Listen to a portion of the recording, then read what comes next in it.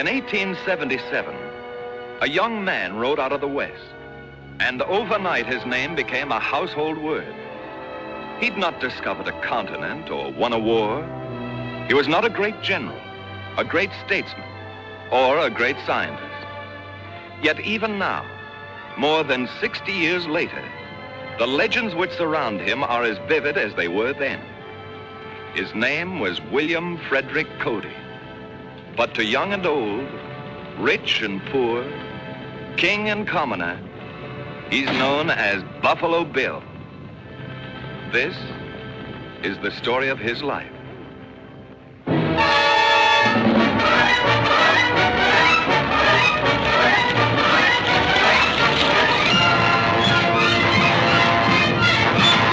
What you got here? Hold that fire and you can make it count. Your hides are my hands.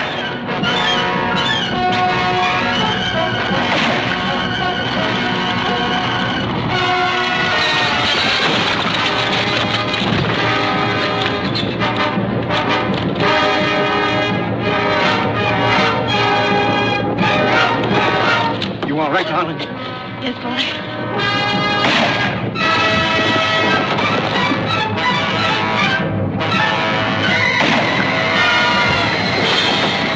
He ain't falling off for nothing.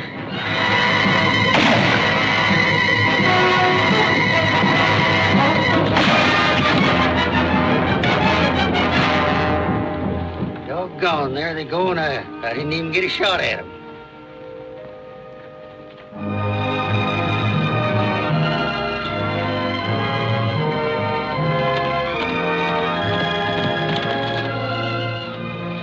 Good morning, folks. Good.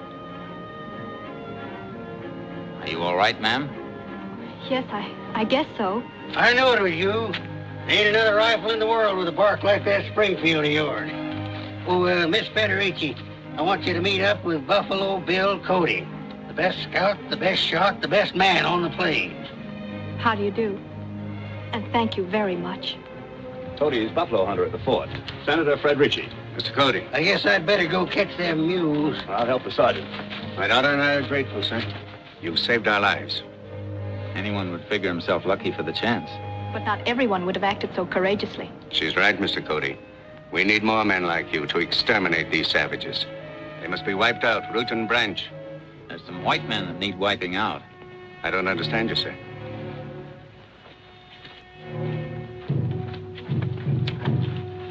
This is not a war arrow, it's a hunting arrow. And no barbs. A hunting arrow? How very considerate of them. Are you implying that we were fair game? Oh, I mean that those were agency Indians, crazy drunk on white man's whiskey. Oh, I suppose that excuses them, out here. Well, the red man and whiskey don't mix, ma'am. I guess we'll have to ride the mules into the agency. Senator, you and Mr. Carvel can double up on Fanny, and Miss Frederici, you take Hyacinth. Now, if she causes you any trouble, you cuss her out and kick her in the slats. I'll climb up here with Bill. I'm afraid I'm not exactly dressed for kicking and cussing. Perhaps it would be better if I went with Mr. Cody. I guess you're right, miss. Prepare to mount. Mount! This is very kind of you, Mr. Cody. I hope it's not too much for your horse. Oh, no. You're light to carry. You go ahead, Bill. We'll come on.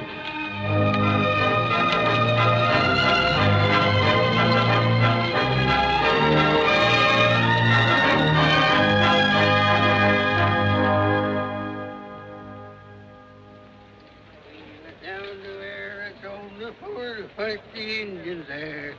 Oh, the drums they roll upon my soul. This is the way they go. 40 miles a day on beans and hay in the regular army, oh. Hiya, Chips.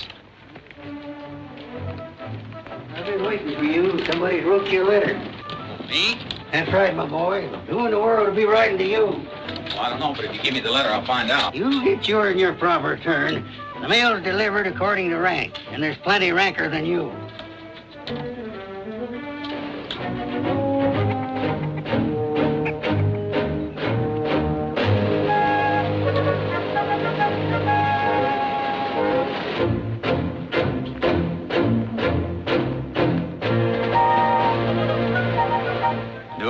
wait for every non-com in the outfit. You wait for every non-com and every buck trooper, too. A civilian don't rate.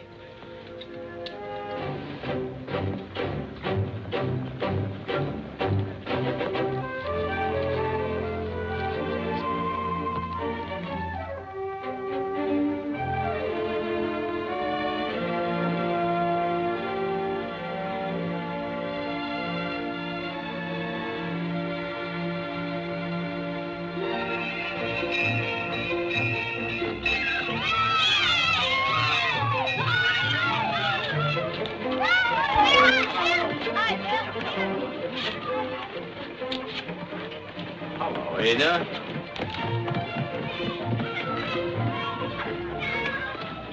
You run on home to your mama.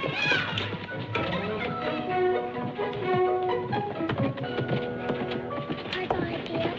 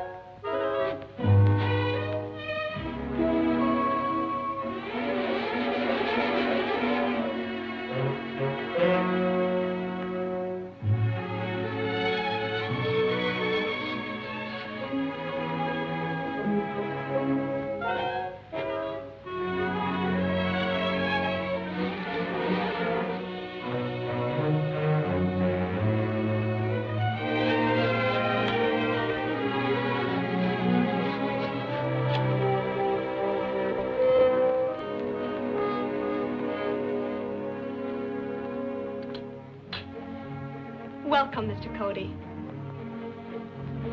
Welcome. Won't you come in? We have a number of unexpected guests you must meet. Well, maybe I better not stay, Miss Frederici. I'm not dressed for this sort of a soiree.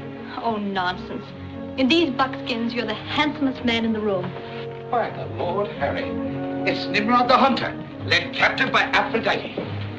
Gentlemen, Mr. Cody, General Blazier, Mr. Vanderveer, and Mr. Ned Buntline. Mr. Cody, sir, we've heard of your indomitable heroism in snatching Miss Frederici from death at the hand of the bloodthirsty savage. Will you honor me by taking wine? Thank you, Mr. Buntline. Buntline? Buntline, sir. Special correspondent of the New York Herald. I'm a man of pronounced temperance principles, Mr. Cody. Founder of the National Association of Modern Abstainers. But there are moments when principle must yield to the importance of occasion. Your good health, sir. How are you enjoying your trip, Mr. Buntline? You've seen a great deal of the world. What do you think of the West? The most amazing source of inspiration I've ever encountered, Mr. Luther. The wilderness, the torrent, the peak, the unending solitudes where roams the Indian, in all his ferocity, in all his nobility. Well, after seeing his ferocity, I'm a little skeptical about his nobility. Indians are good people, if you leave them alone. Nothing would suit me better than to leave them alone. All alone.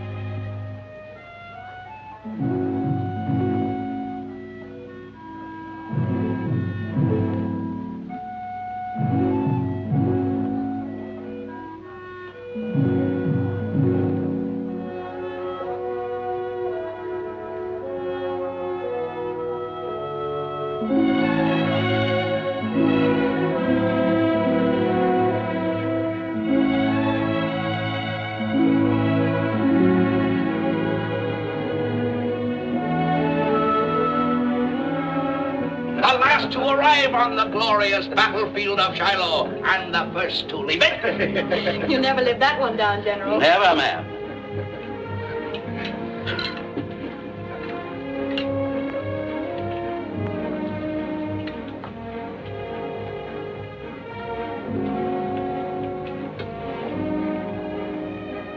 I made this myself, Mr. Cody.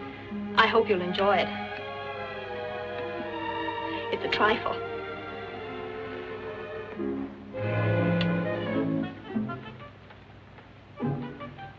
Trifle?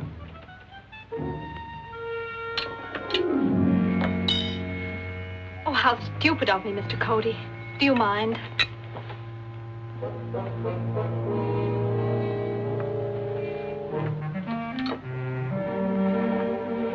Thank you, Mr. Cody. Thank you. Well, gentlemen, I'll leave you to your important politics.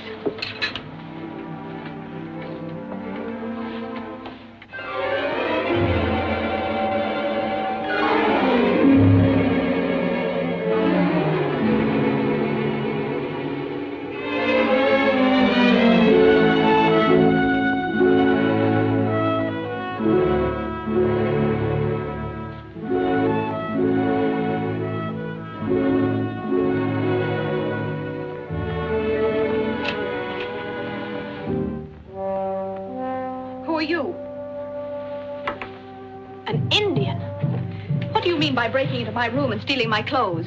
I didn't come here to steal. Maybe you Indians have another word for it, but that's my dress you have on. I tell you, I didn't come here to steal. Perhaps you'll explain to me just what you're doing in my clothes. I wanted to find out something. And just what, may I ask? I wanted to find out if I could be as beautiful as a white girl. In a white girl's way.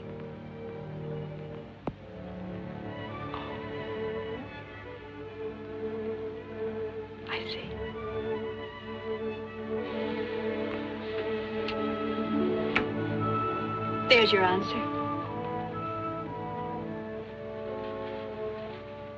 You look beautiful. I wish your Indian brave could see you now. Indian! What is it? What did I say to offend you? Please, I'd rather you kept it. It was so becoming to you. I don't believe you. You don't want it because an Indian wore it.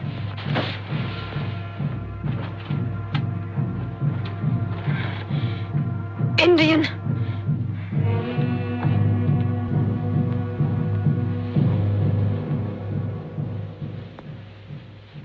Well, Senator, have I made myself clear? Perfectly. And you may count on my support when the issue comes before Congress. Mr. Vanderveer, why can't you build your railroad around the Cheyenne lands instead of across them? Young man, that would delay construction for over a year and double the cost. Yes, Sergeant? We found him, sir, but we had a little trouble. Bring him in. A distinguished visitor, gentlemen. Yellowhand. Son of Chief Tallbull. Excellent. Let's have a look at him. You think that we can get him to listen to reason? I doubt it. I've gotten nothing out of any of them.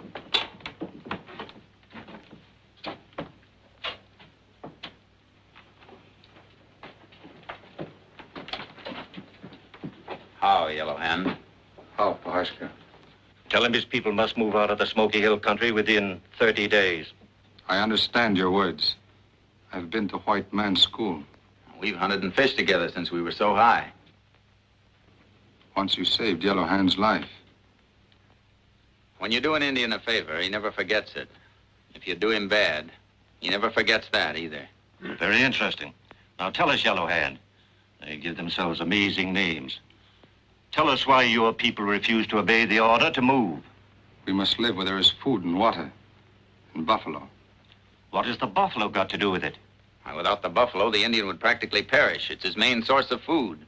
In the winter, the hides protect them from freezing. I see. If you want something from the Indians, why don't you treat their chiefs the way you would the heads of any other nations? Well, what do you mean? Yellow Hand is a prince, the son of a king. Invite men like that to Washington. Try and understand them, what they're up against. Maybe they'll be able to understand you. Savages, loose in the East? But the idea is preposterous. But what a headline.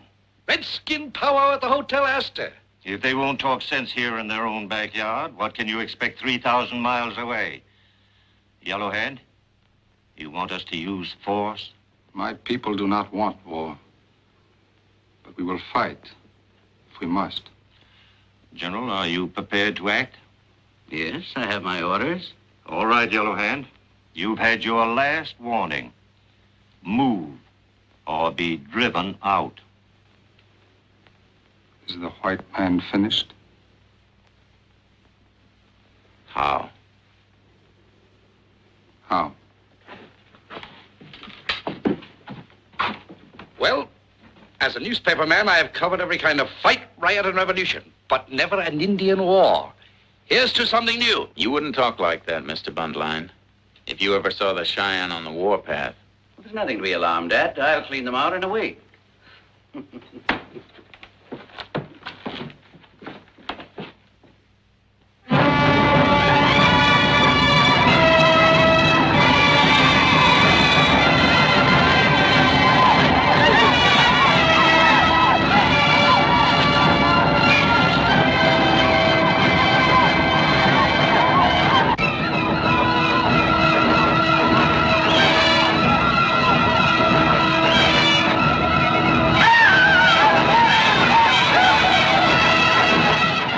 Cheyenne had no choice.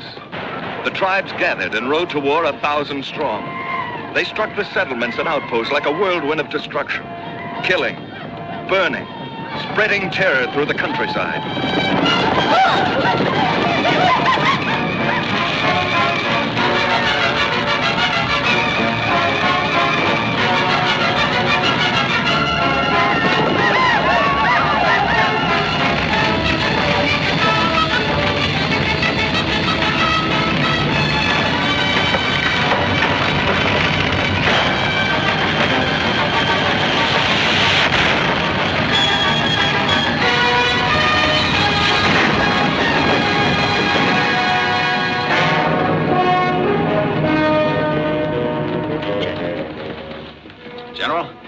Cheyenne war party, about 500 braves heading this way.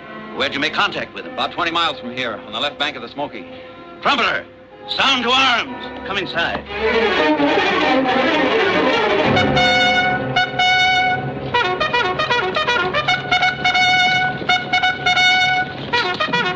Go swiftly to my brother Yellow Hand.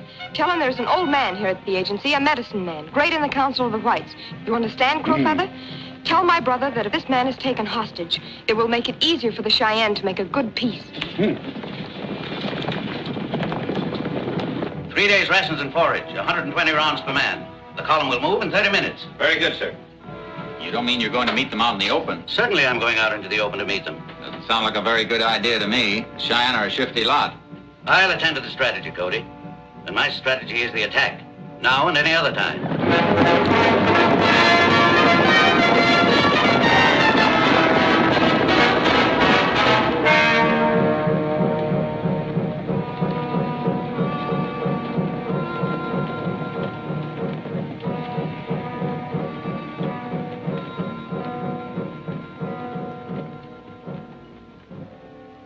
It's ignominious. A miserable mule casts us you and I, who have been in the very forefront of battle, miss a chance to ride in Blazier's column. Maybe you're not missing anything by being left behind. I guess not. Don't you think the Cheyenne will give Brazier a battle? If they do, it won't be where he's looking for it. You know the Indian, Cody, don't you? Nobody knows the Indian. I've had to fight him since I was 14. Pony Express, stage driving, scouting. Indians never do what you expect. What's that? The Indians. Blazier's not between them and the settlement anymore. Well, where are you going? To the agency.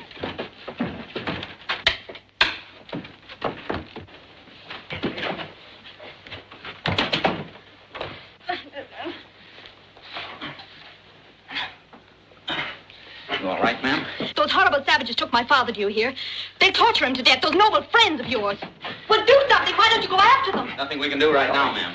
How many were there? I don't know. It was a war party. They swarmed all over us. I can't track them in the dark, Miss Federici, even if I could. There are too many of them. But we must do something. All we can do is hope for the best. If they didn't kill all three of you outright, it means the only one of the senators a hostage. By the Lord, Harry, that's it. To get better peace terms. Savages, brutes, fiends. Why did I ever come to this nightmare of a country?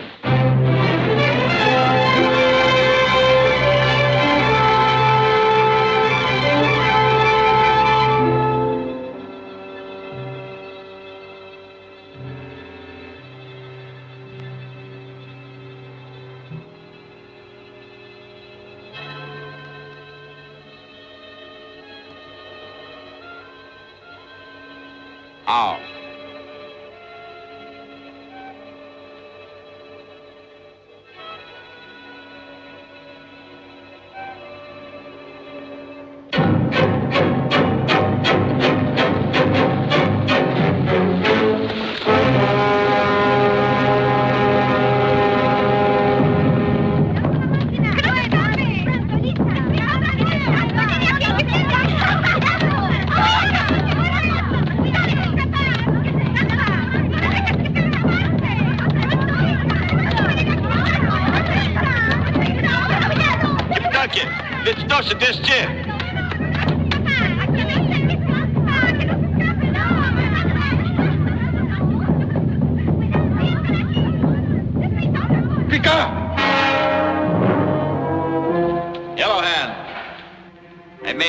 Chief in a nation of women. Your squaws can't make me run. Get down from your horse and see if you can. Don't be afraid. My hands are tied.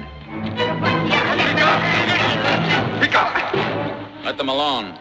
They've got more grit than your braves. I came in peace because I thought the Cheyenne were men. They're squaws. Such words have no place between warriors, Longhair. Thanks, Yellow Hand. More comfortable. Adunkenesko Nyaginina. Ik ska makapiamo napikwan. Ik tenikje ine. Apanakasin istone taki puet. Kimema ikakene. Ketstnewa. It is the word of my father, the Cheyenne will make peace. The land between the two rivers is left to us. If the white men will hear the word of my father, let them come to powwow at Council Grove. If they will not hear his word, let them come armed for war. My father has spoken. I will carry his word. Then go, Pahashka. I'm not going without the white man you took from the agency. The white man is a hostage. My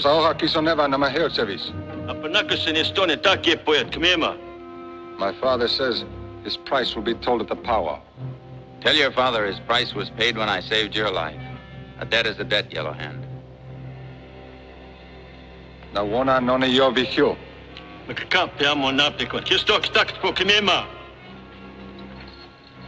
A debt is a debt. The white man will return with you. Thanks, Yellow Hand. You've acted like a friend. Now there is no debt and no friendship between us. If we meet in battle, there's a brave of the Cheyenne who will take the scalp of Pahashka and hang it to his lodge pole. It may be easier to hang it than to take it, Yellow Hand.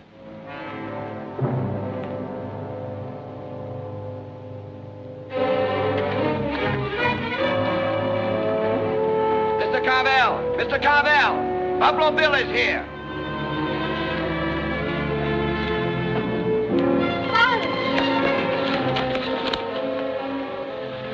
Better get the senator to bed, Mr. Weezer. He's worn out.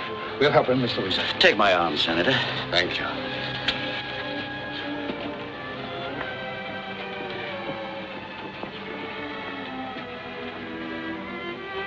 I wish there was some way of saying what I feel, or some way of repaying you for what you've done. Maybe there is, Mr. Weezer. Me and Powderface would like to show you some of our country before you go away. I would love you to.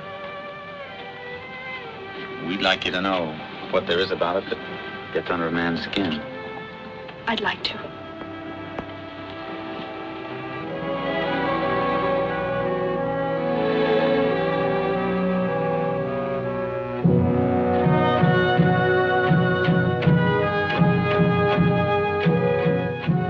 Representatives of the United States of America and of the Cheyenne Nation, signed below as a solemn pledge of faith and agreement. Do you agree? Nina, ito ani tax sinaxon? Tax naxon. I sign.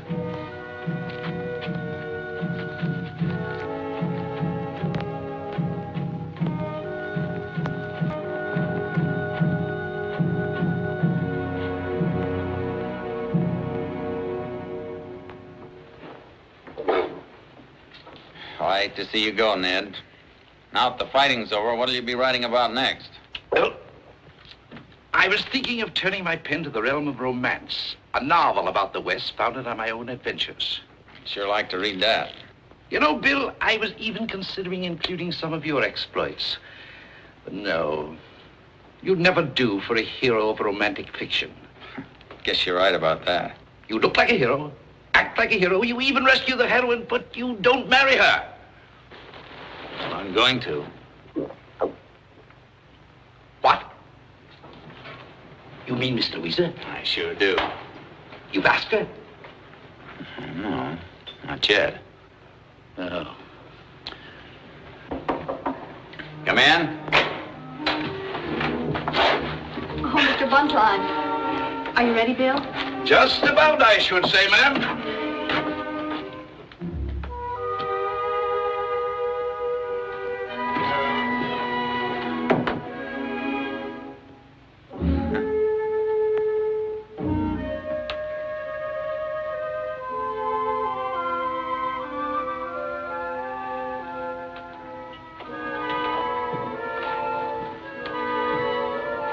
You're fond of me powder face, aren't you?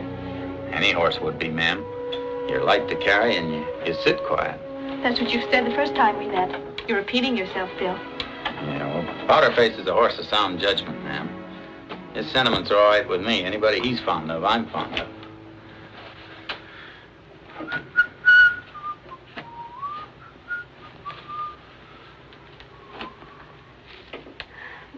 That's a lovely blanket, Bill. Yeah, that's a Cheyenne courting blanket. A courting blanket? Yeah, if a Cheyenne girl wears that, it means she's out for some brave.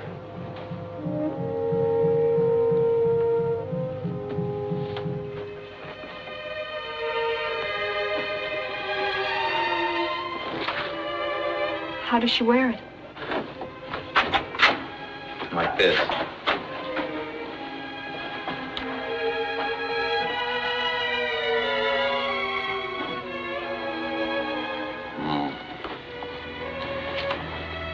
This way, Bill? No, the left side. Over the heart first. Like this? Then what does the brave do? Well, he doesn't even open his mouth. He just hangs around all day and makes faces like this. That sounds like a very dull courtship. If he doesn't speak, how does he propose? Well, he plays his own call on a courting flute. Like this.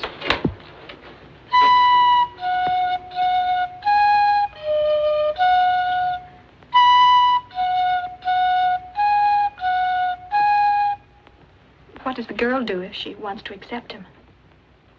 Well, she opens the left side of the blanket and takes him into it.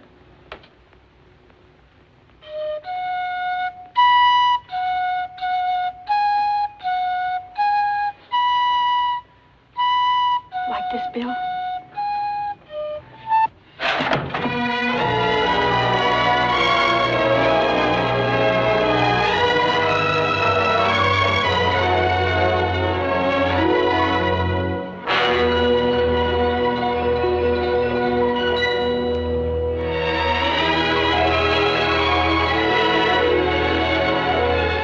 And so the lady from the east became the bride of the man from the west. He built her a cabin in a valley not far from the fort, and they settled down to a frontier life.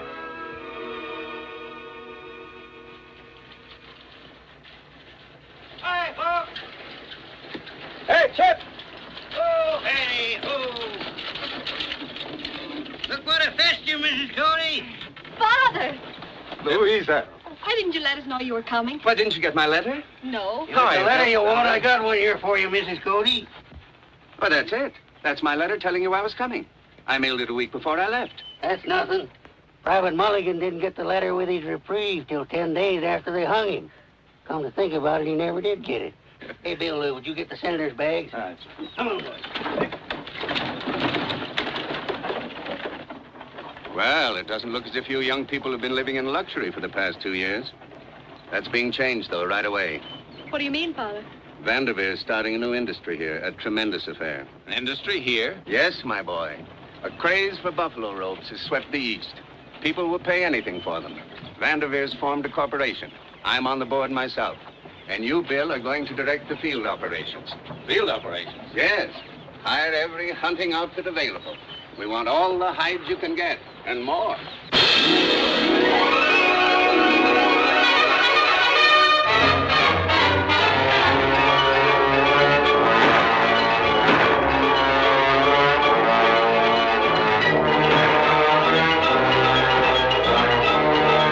Vanderveer's new industry grew to amazing proportions almost overnight. The craze for buffalo robes swept the East. They brought big prices. Buffalo hunting became an organized business and degenerated into a wholesale slaughter. For a time, it became the sport of the world, bringing sportsmen from every land. And in a single month, 5,000 head were slaughtered.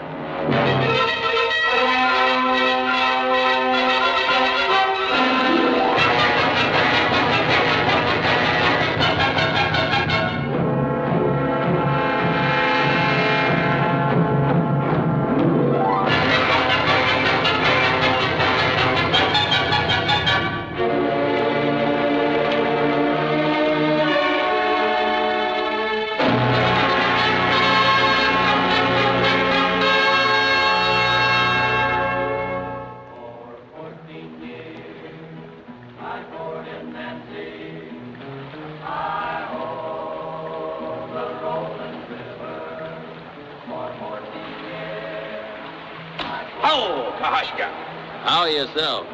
Sit down, Ned. No, thank you. A slight saddle concussion makes standing more agreeable.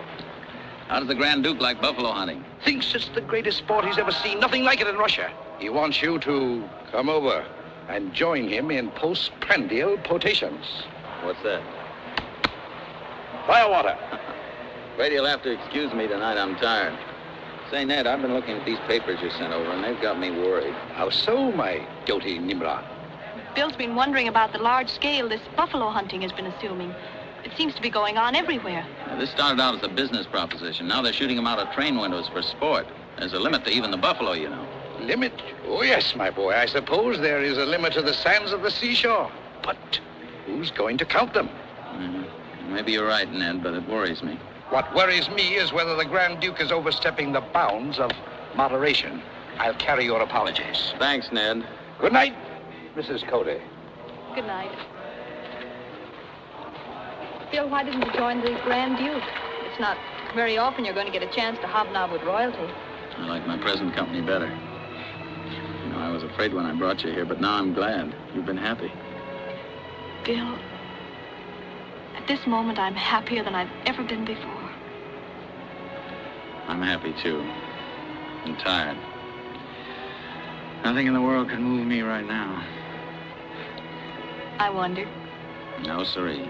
Not even the Grand Duke himself could budge me tonight. Suppose it was someone much more important than the Grand Duke. Who could that be?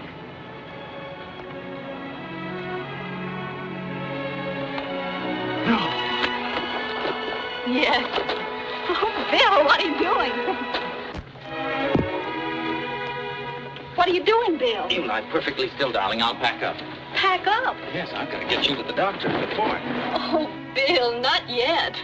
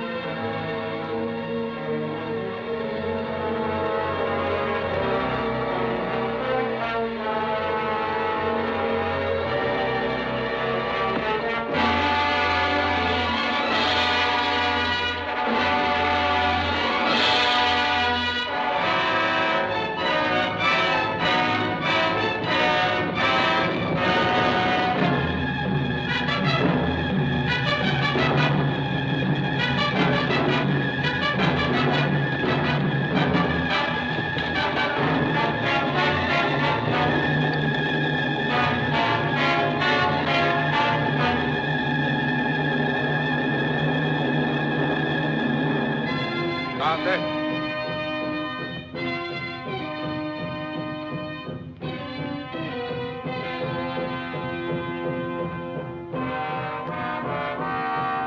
Akola. Alila Waisi Kula.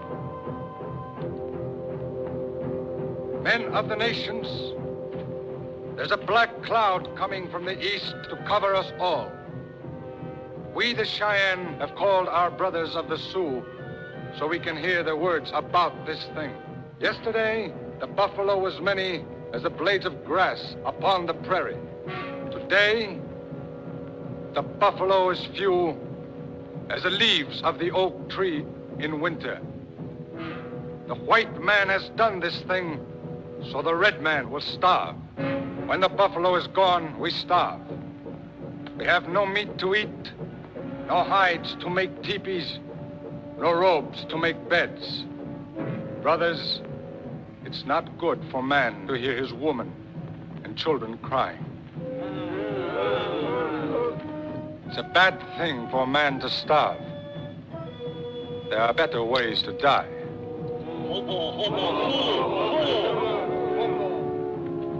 The word of the Cheyenne is the word of the Sioux. Let both people be bound by the belts of the war chiefs.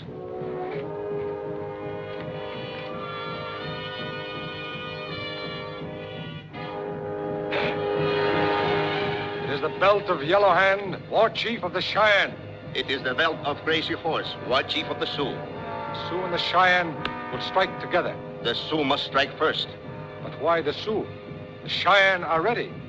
In the land of the Cheyenne, I have many white soldiers. In our land, are few. My brother is wise in war.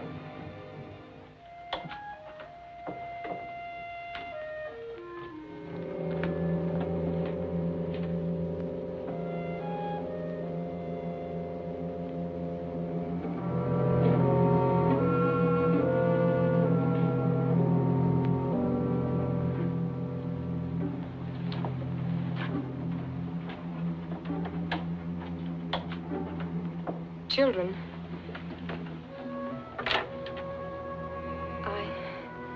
I'm called away. I must go back to my people. Go to your homes. There will be no more school.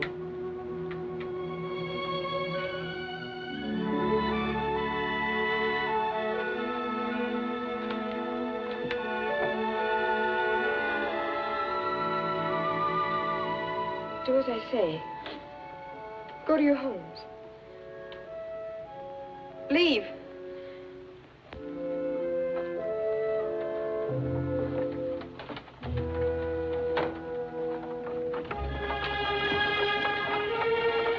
Do you have to drive so slowly, Bill? I'm not taking any chances. I'll get you to the doctor, White. Don't you worry, sweetheart.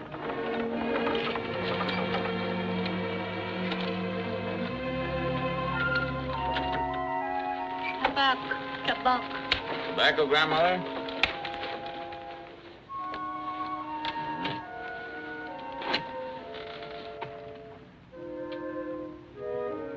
There you are.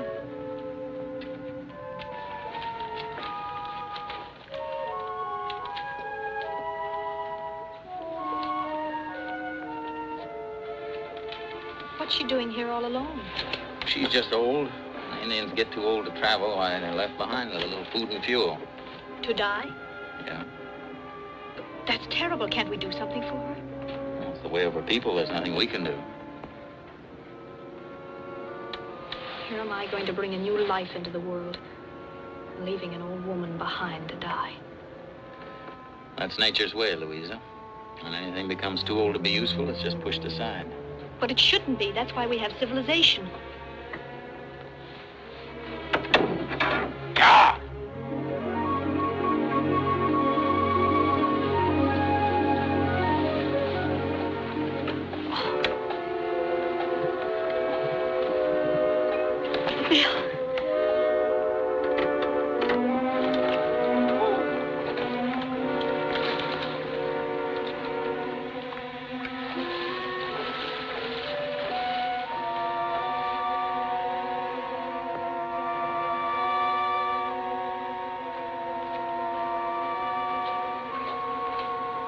Makita Poo. Kid.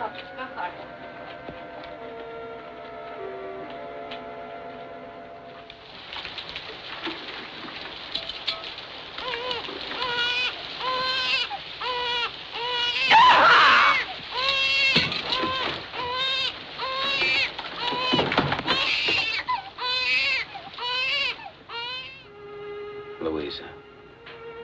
Darling. Is it a boy? It's a boy. Is he perfect? Listen to him. Give him to me. Ante, Canuzzi. You all right?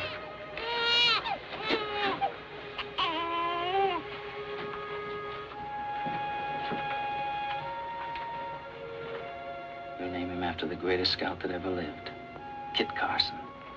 Kit Carson Cody. It's a lovely name. Bill, couldn't we take him east? East? Well, what would we be doing in the East? I want him to be safe. To have care, doctors, schools.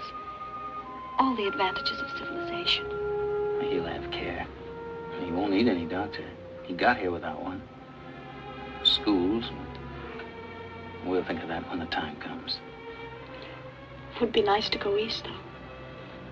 But it doesn't matter where we are, Bill, as long as we're together, the three of us.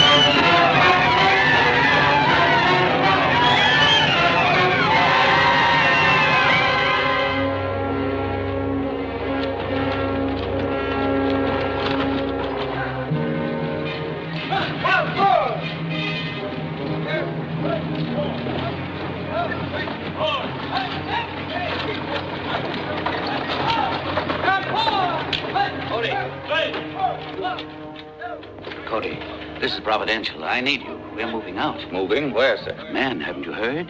The Sioux have overrun the north, beaten Crook and wiped out Custer. Wiped out Custer? And the 7th Cavalry, every last man. We're joining Crook on the North Platte. You're the only guide here who knows that country. Well, Cody?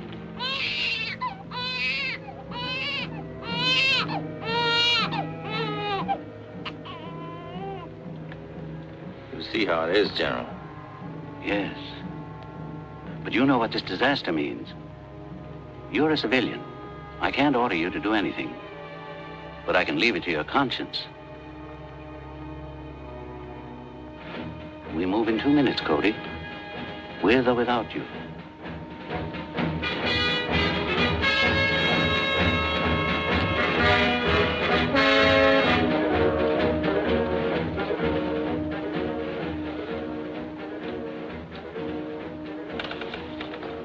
Lead up!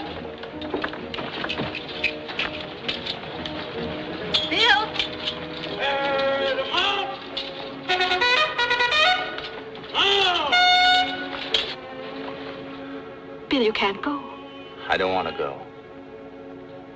But you're going.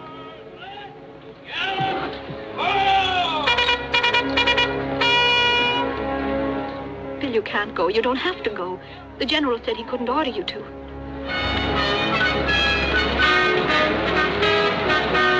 Bill, you can't leave us. Nothing matters so long as we're together, the three of us. Bill, I loved you. I could endure anything as long as you were with me. You wanted a son, and I bore him for you like a squaw. But he's mine as much as yours. If you leave now, it's forever. I'll take him back east with me, to civilization, to safety.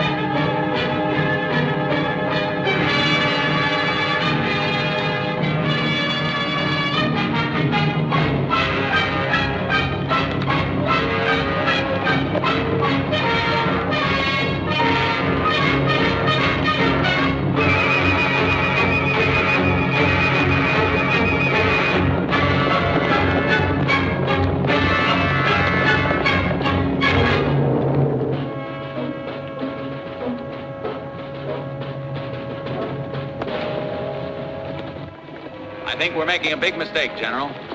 Our main problem is to keep the Cheyenne from joining forces with the Sioux. You're way off, Cody. The Cheyenne haven't risen. They will. They're blood brothers of the Sioux. Our best move is to keep them bottled up in their own country by taking War Bonnet Gorge.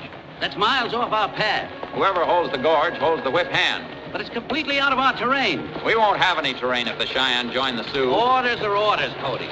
Yours are to guide us to the North Platte for the quickest way. All right, sir. By the quickest way.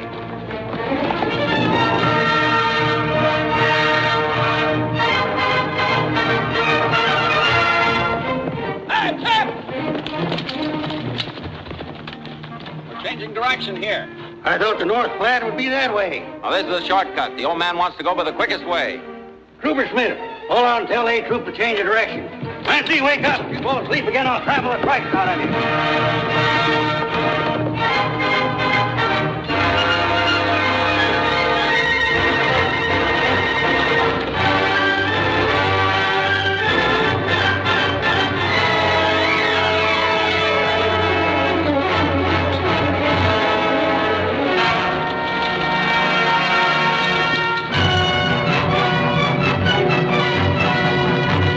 Holy smokes, Bill Cody. Them Cheyenne. Where are we? War Bonnet Gorge. We've got to hold it till the column gets here. Nancy, here's that dollar I owe you. Come on, boy!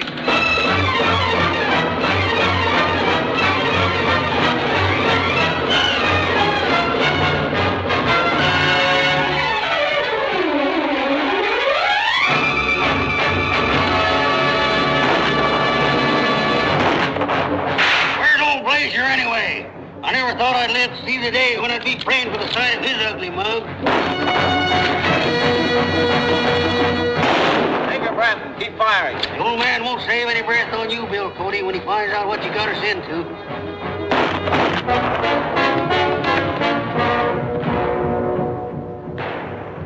Sounds like the point's engaged, General. Sound the gun!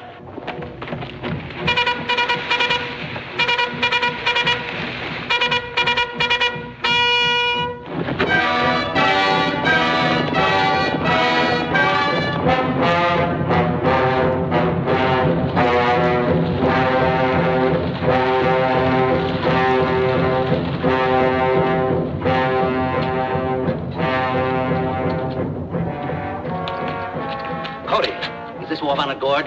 That's what they call it, General. I guess I lost my way. Lost your way? Nothing of the sort. Deliberate disobedience of orders.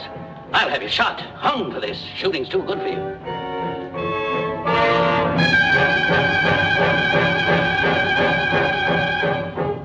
There they are, forming to charge.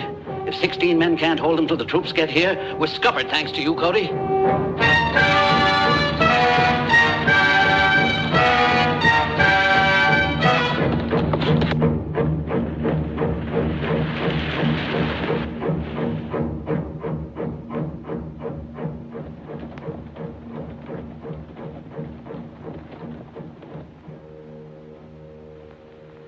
What's that madman doing?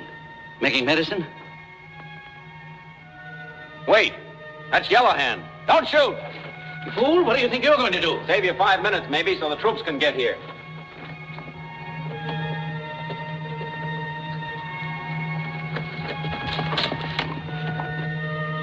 Though I am dead, the grass will grow. The sun will shine, the stream will flow. Though I am dead, the grass will grow. The sun will shine, the stream will flow.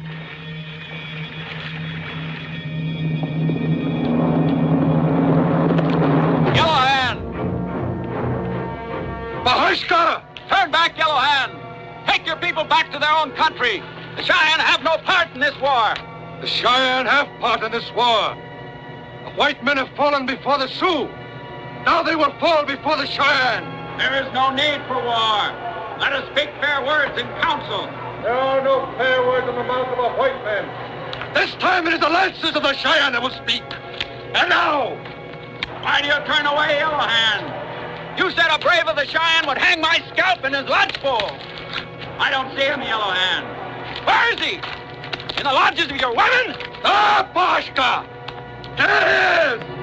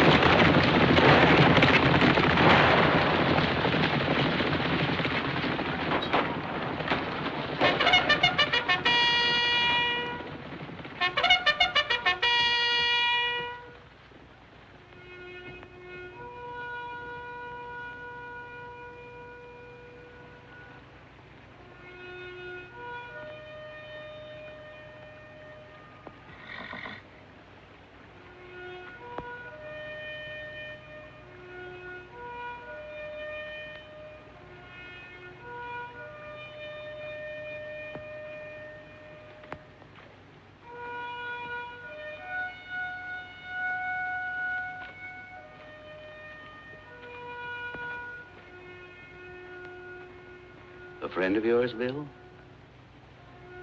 They were all friends of mine.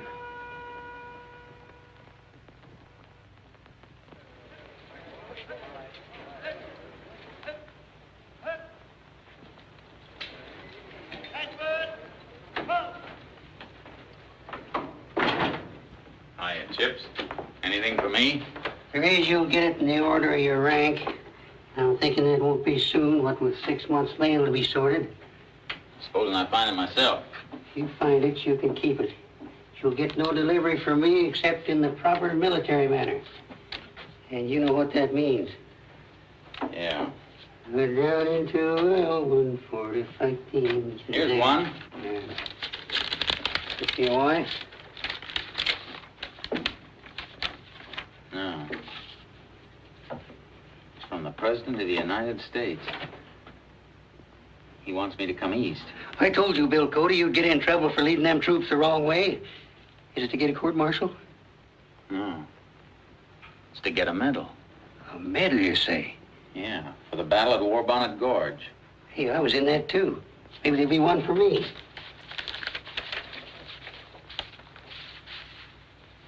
Here it is. Same envelope. Private Chips McGraw, 5th U.S. Cavalry, Department of Missouri. Say, what's the matter with the president addressing me as Private Chips McGraw? Well, of course, the man's only been on the job a short time. In conformance with Army Regulations 248 and a half, Private Chips McGraw, having completed 20 years enlistment, is hereby retired from active service in the U.S. Army by order of the Secretary Philip Sheridan, 2nd Lieutenant and Adjutant.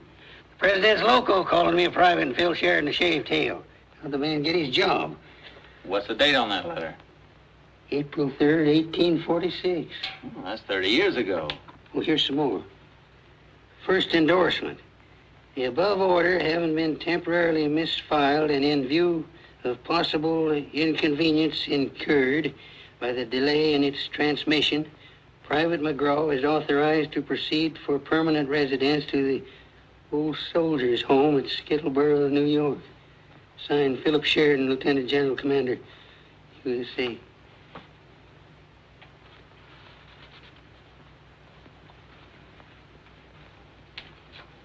Me that's been praying for a letter for 50 years.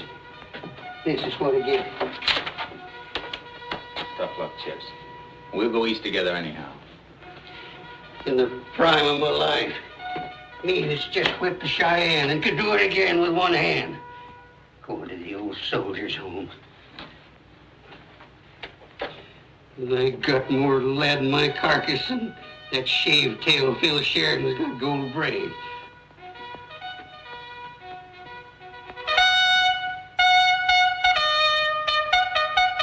Retreat, is it? Retreat to the Old Soldiers' Home. Chips!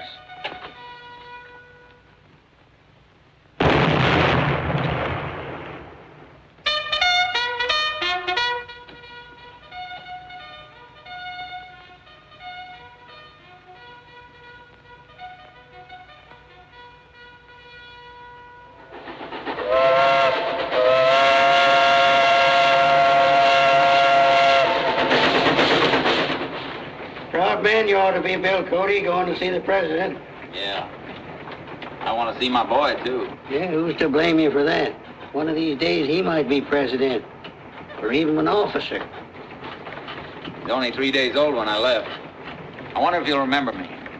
Are his eyes open yet? Yeah. They were blue. Yeah, then he'll know you all right. I hope Ned Buntline meets me in Washington. Kind of lonesome in a strange country. Nobody in the East ever heard my name. Hey, Bill, let's go get me some tobacco. All right, Chips.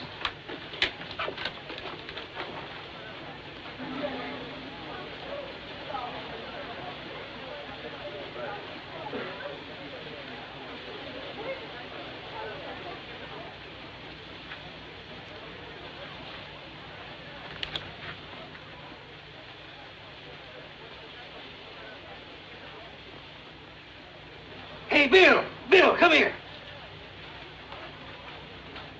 They're about you, Bill. Ned Buntline's put you in the books. Oh, me? Sure, that's your picture there, right out in front. Anything I can do for you, gentlemen?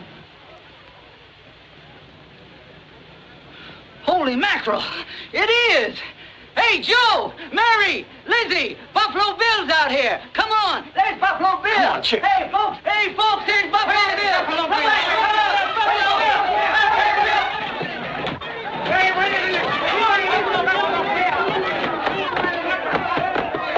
I thought nobody in the East ever heard your name. Like a spearhead, the word raced ahead of the train. Buffalo Bill is coming. Men, young and old, in the cities and on the farms, looked up from their humdrum jobs and saw the shining face of adventure in the young hunter and Indian scout from the far west.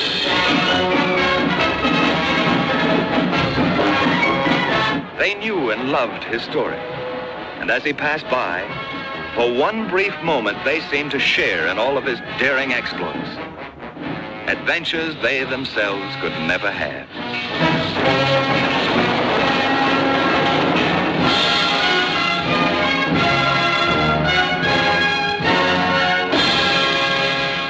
I sure hated to say goodbye to poor old Chips. I'll have him back with me if I'm ever fixed to do it. Come in.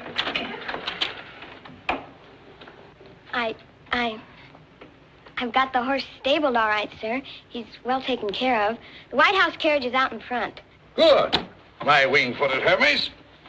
Here's $1. If it's the same to you, I'd rather shake hands with Mr. Buffalo Bill. That's the first time any handshake of mine was ever worth $1. Thank you, Sonny. Thank you, sir.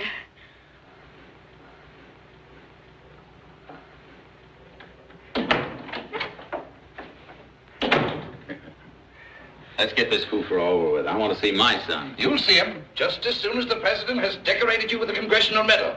Let the new prince of the plains cut his teeth on it. What's all that stuff you're reading? All requests for interviews, invitations. The whole East is clamoring to see the hero of War Bonnet Gorge. Our old friend Vanderveer is arranging a banquet for you in New York. Yes, sir, it's a big...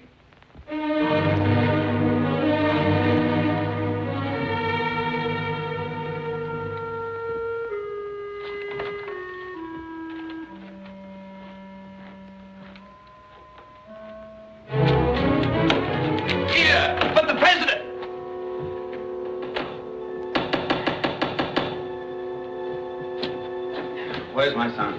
He's upstairs, sir.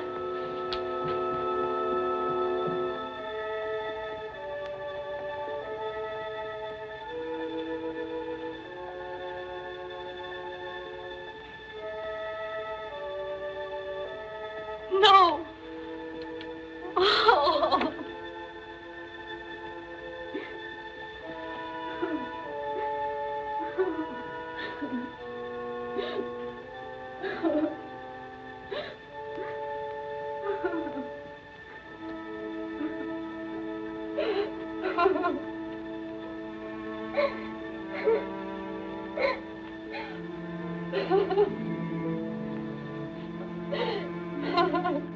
What killed my son? Bill. Diphtheria. What's that? It's a germ. Where does it come from? From water systems? From sewage? It's a crowd disease. A disease of civilization. Civilization.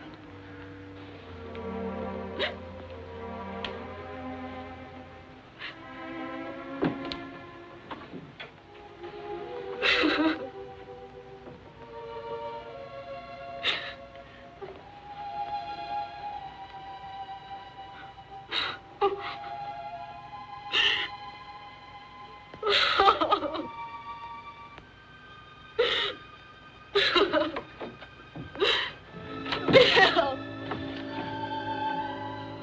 The West wasn't good enough for him. If you left him where he belonged, he'd be alive today. Oh, Bill.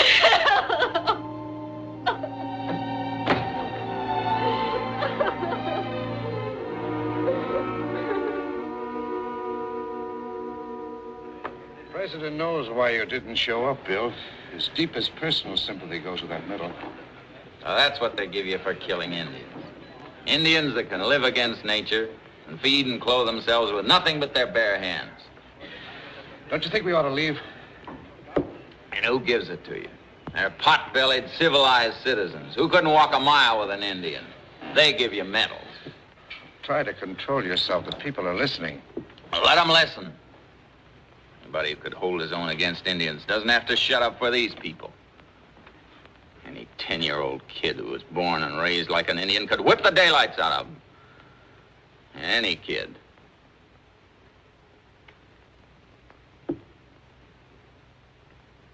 Any kid. Come on, partner.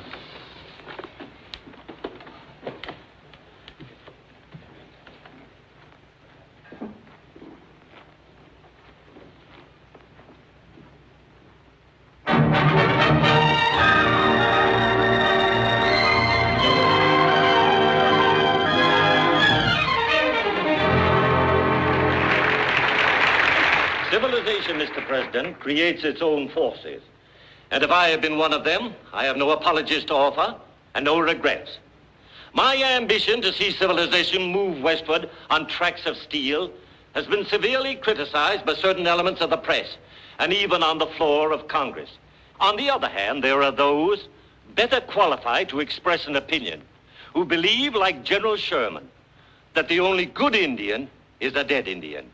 We have here tonight a guest who knows more about the frontier than any man living, and who, if we hold with General Sherman, has made more good Indians than any other man in the West. Mr. President, ladies and gentlemen, Buffalo Bill. Hit it slowly, don't get nervous.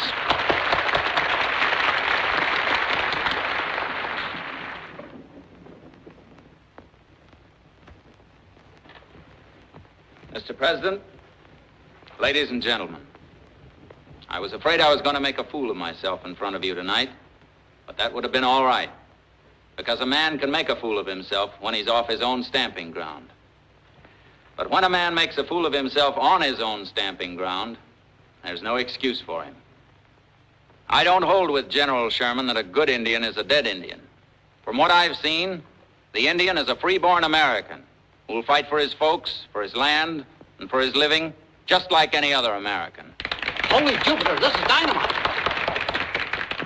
If you knew the Indians, if you could see them for yourselves, how they live against nature with nothing but their bare hands, you'd never force them to break treaties to keep from starving.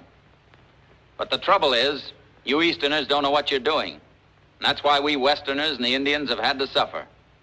There's only one Indian you know, or that you ever thought about. And here he is, Mr. Vanderveer. The Indian on your pennies.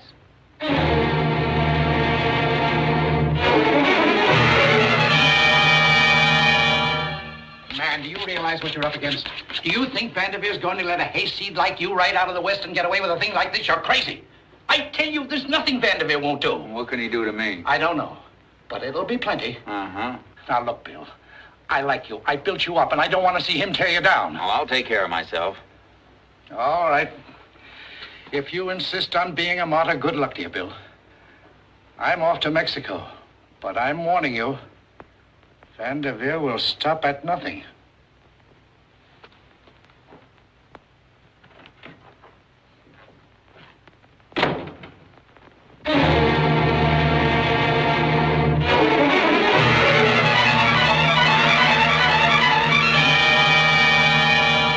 Buffalo Bill is all right. A good hunter, a good Indian scout. But to give him all the credit for our victory at War Bonnet Gorge, well, that's going a little too far.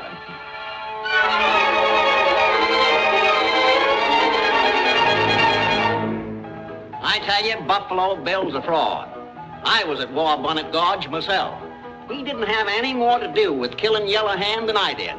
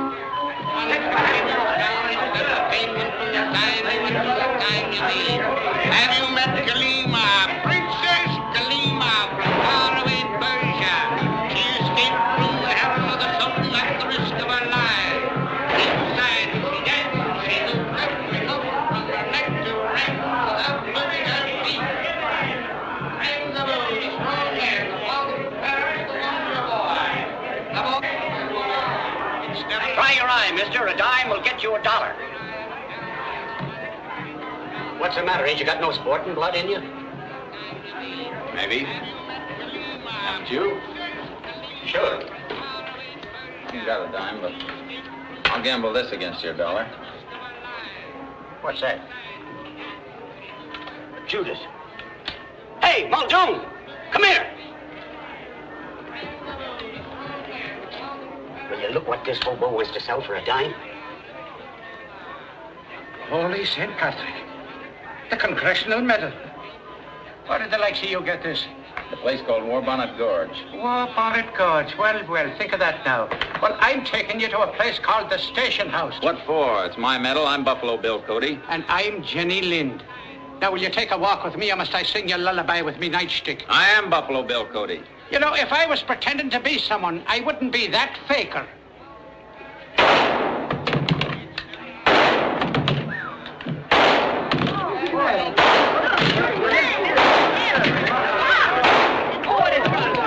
Let him up again. Wow, that's some shooting. I wouldn't miss it for $1. Woo! Wow! Nice to meet you, Mr. Cody. Just the king of Siam you are, if you're saying so. I guess the laugh's on me, Mr. Buffalo. Here's your medal. Well, thanks. How about the $1? I'd like to eat. On the level? Say, maybe me and you can do a little business. Louisa, torturing yourself like this. He's gone. Make a new life for yourself. Divorce him. No.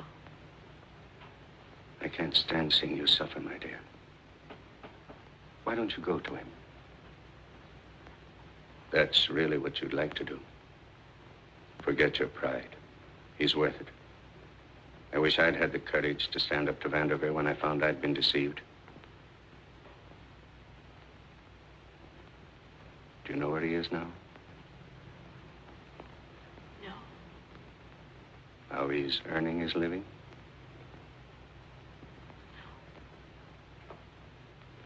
He's posing at the Wonderland Museum in New York. On a wooden horse. No.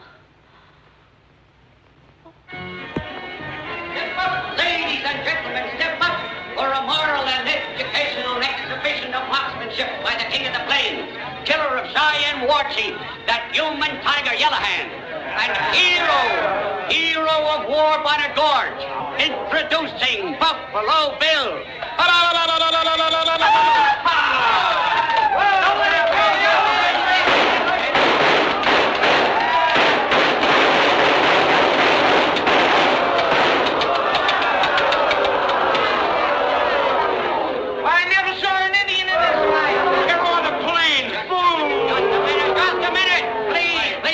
The management is aware of a difference of opinion as to Mr. Cody's exploits. Be that as it may, ladies and gentlemen, in order to prove that he is well able to do anything he claims to have done, the management makes this standing offer at each and every exhibition. It will give this sum of $1,000 in gold should Mr. Cody fail to shoot a silver dollar from between the fingers of any man, woman, or child who will volunteer to hold the same. Why don't you hold it yourself, mister? Because it is an unfortunate weakness of human nature to distrust a man of my profession. Ladies and gentlemen, you would think it was a trick. That is why the offer is made to you. I furnish the dollar. You furnish the fingers. Now, are there any volunteers? Step right up. Anyone at all? Come on, any volunteers in the crowd? Anybody at home? I'll hold it. The management assumes no liability. Now, madam, if you'll step back on that little platform, and there's no reason for you to be nervous.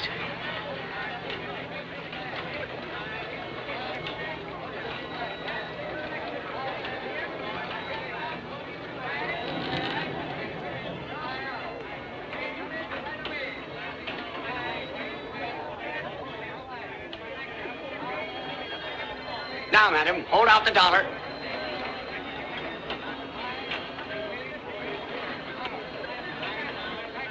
Wait! Don't Don't fire. She's holding a penny.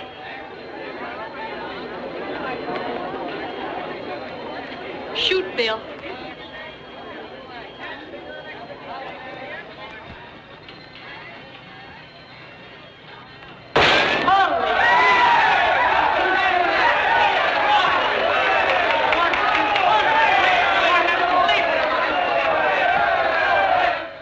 You're still fond of me, aren't you, Powderface? I've never known him to be wrong.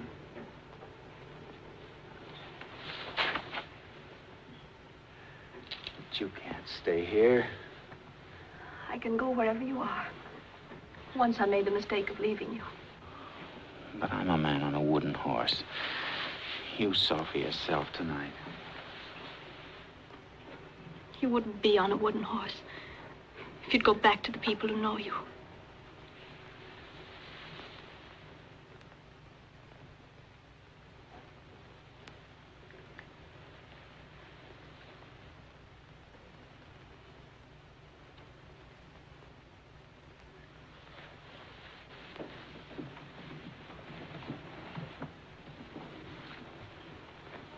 You don't belong in this crowded ugliness. Bill, let's go west tomorrow. I'll never go west until I can look an Indian in the face. But you're all alone. What can you do for the Indians here? I don't know, but I know that here's where it's got to be done.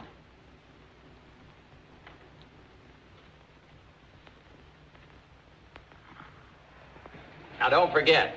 Aim at the jet of water right under the ball. And squeeze, don't pull. Nice shot, Freddie. You got an eye like an Indian. Say, Buffalo Bill, what are Indian kids like? What do they do? Do they have to go to school? Well, sure, they go to school, but not inside like you. What do they learn, arithmetic? No, they learn to ride and fish and hunt and swim. I sure wish I was an Indian. Tell us about it, Buffalo Bill. Well, it's kind of hard to tell about them, but if you kids could see 300 of them on galloping ponies with their feathers flying, it's something you'd never forget. 300 Indians charging as they rode at Four Bonnet Gorge.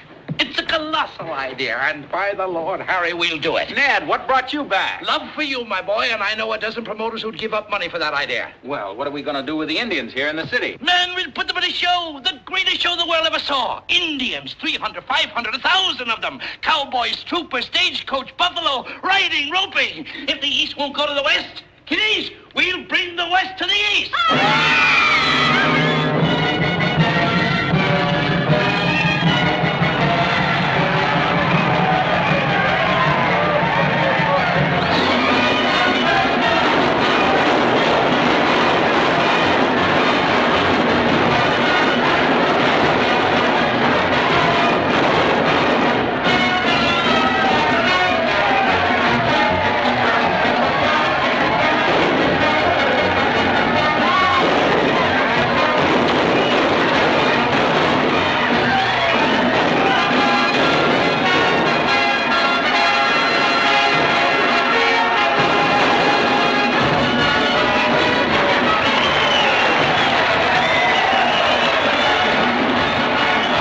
Almost overnight, Buffalo Bill's Wild West show captured the imagination of the public. He brought the western frontier and the Indians to the sidewalks of New York. The city folk saw for themselves the true pioneer spirit of the West. As the years passed by, he toured the world and was acclaimed by all. Presidents shook his hand. Queens and prelates gave him gifts, and children the world over gave him their love. And because the most lasting of all is the fame which passes from one generation to another, his name came to typify to all of us frontiers and freedom, adventure and fair play, the spirit of the West.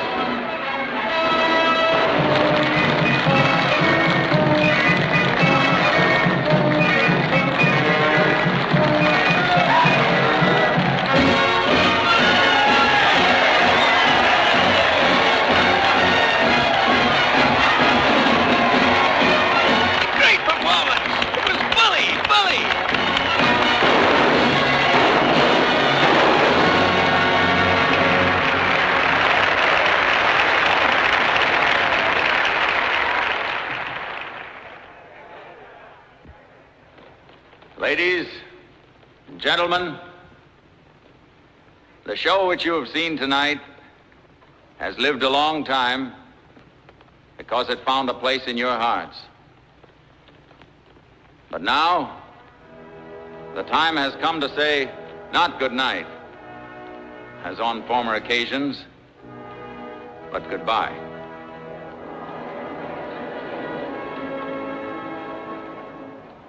Hand in hand, my wife and I are returning to our home in the West, to the sunset.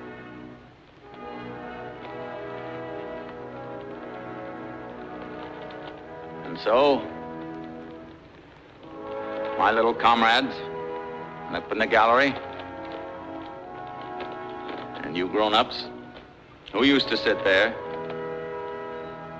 I want to thank you from the bottom of my heart for all you've meant to me. Goodbye. God bless you. And God bless you too, Buffalo Bill.